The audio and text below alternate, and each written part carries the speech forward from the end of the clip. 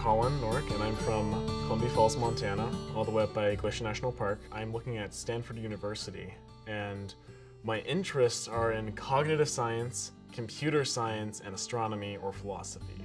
And so I want to combine my cognitive science and computer science into looking at artificial intelligence and how that can possibly shape the world as we know it, and philosophy and astronomy just as my hobbies. I think they're incredibly cool.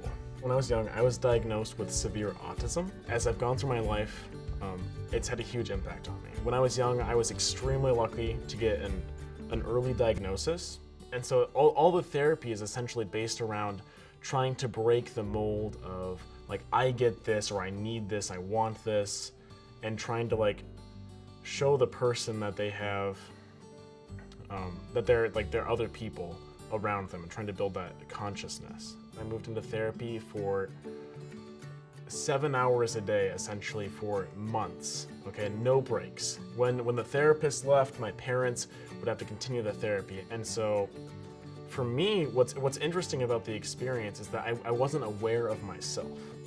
I wasn't aware of myself until one particular moment, and it was in my second grade, I believe, and it was just this pop, okay? I'm suddenly aware, I was thinking. Everyone else around me was thinking, right? I wasn't the only one. And so at that moment, it was just like this huge switch. It wasn't like I was cured or like regular from that point on, but after that point, I became more and more aware. The analogy I like to use is a kid learning how to swim when they're underwater.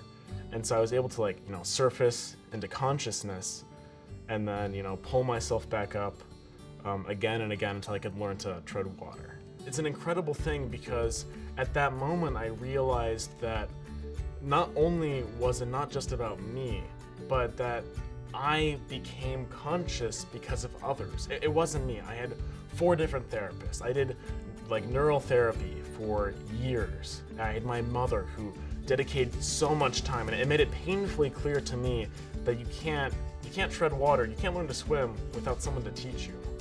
And that now I'm in a position where I have the wonderful opportunity to teach others how to swim.